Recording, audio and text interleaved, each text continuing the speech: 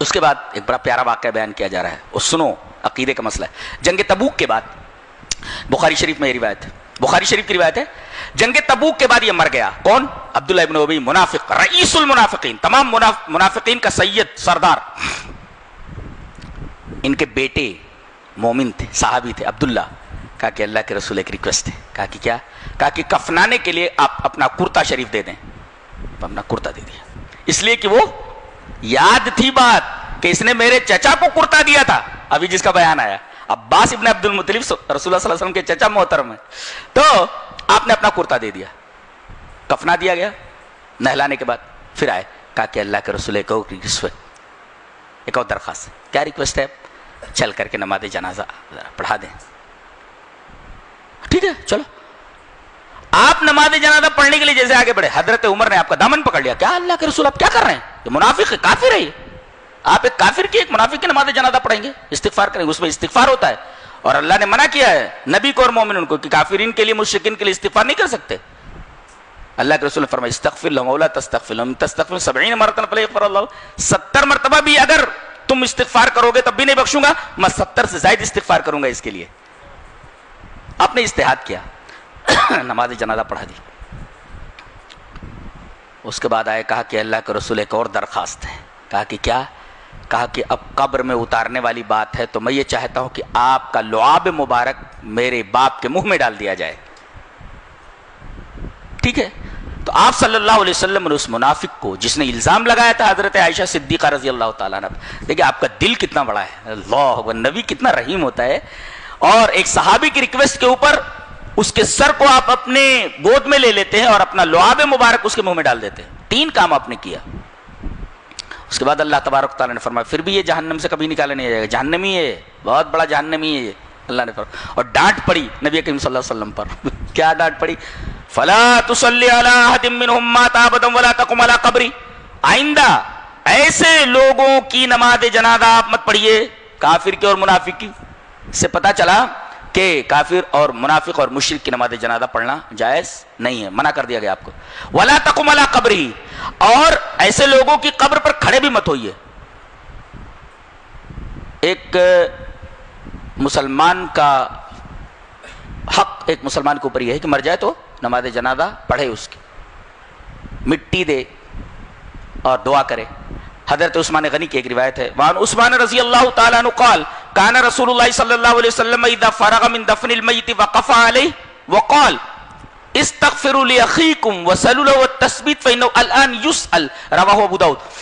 امام ابی داؤد رحمہ اللہ اس حدیث کو لائے۔ عثمان بن عفان فرماتے ہیں کہ نبی کریم صلی اللہ علیہ وسلم جب کسی میت کو دفن کرنے سے فارغ ہو جاتے تو آپ کھڑے ہو جاتے قبر کے پاس اور کہتے کہ استغفروا لاخیکم، اپنے بھائی کے لیے استغفار کرو، مغفرت کی دعا مانگو کہ اللہ اس کو بخش دے، وسلوا له التثبیت، اس کی ثابت قدمی کے لیے اللہ سے سوال کرو، فانه لا يسأل، اس لیے کہ منکر نکیر آنے والے ہیں، اس سے سوال کیا جائے گا۔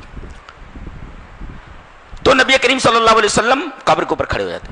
اللہ نے منع کیا کہ ایسے لوگوں کی قبر کے اوپر کھڑے ہو کر کے دعا بھی مت کیجیے۔ قبر پر دعا مانگتے وقت ہاتھ اٹھانا یہ کسی حدیث سے ثابت نہیں ہے۔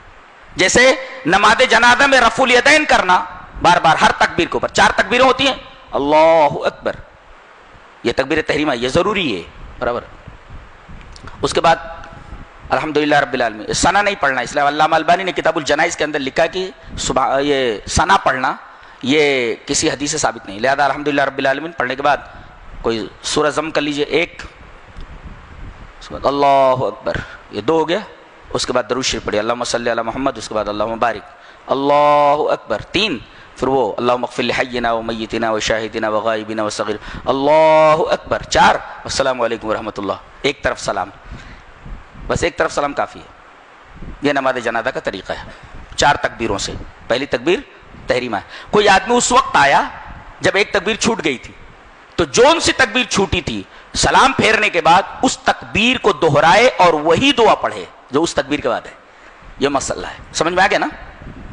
مثلا دوسری کے بعد کیا پڑھا جاتا ہے؟ درود شریف، اس کی دوسری چھوٹی تھی تو اس نے سلام پھیر دیا، تو اب ایک تکبیر کہے اور اس کے بعد وہ دعا پڑھ لے، بس کافی ہو گیا۔ یہ نماز جنازہ کا طریقہ ہے۔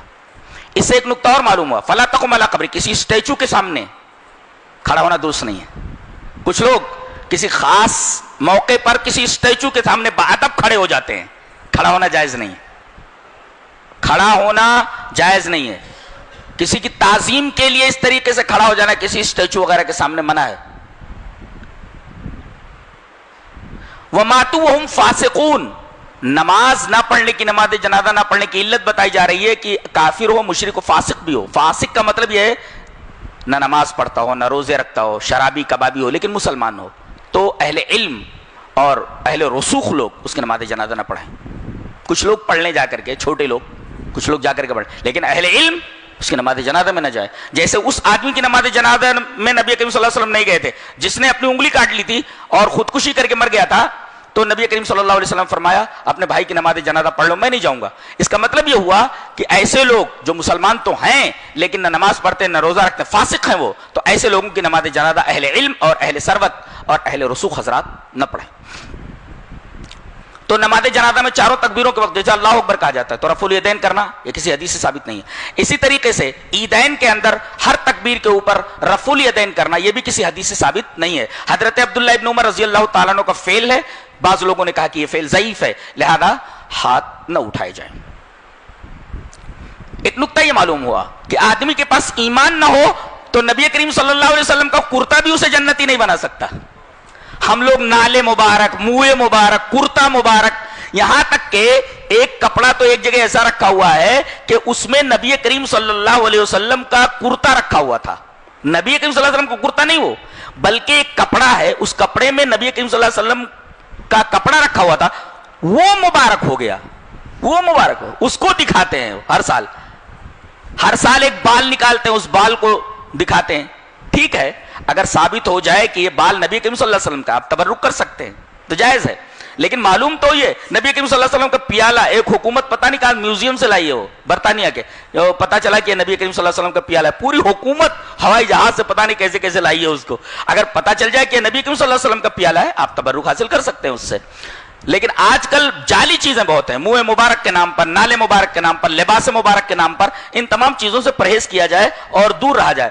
اور اگر آپ آدمی کے پاس اپنا ایمان نہ ہو تو جس طریقے سے اس منافق کو اللہ کے رسول کا لعاب مبارک جنتی نہیں بنا سکا, اس منافق کو اللہ کے رسول صلی اللہ علیہ وسلم کا کپڑا جس کو کفنا دیا گیا تھا نبی کریم صلی اللہ علیہ وسلم کے لباسی کے اندر, وہ جنتی نہیں بنا سکا. نبی کریم صلی اللہ علیہ وسلم نے اس کے لیے مغفرت کی دعا مانگی, نبی کریم صلی اللہ علیہ وسلم کی دعا اس کے کام نہیں آئی. تو آدمی کے پاس اپنا ایمان نہ ہو, شرک و بدعت میں ملوث ہو, تو اس کے لیے کوئی چیز کارآمد نہیں ہو سکتی.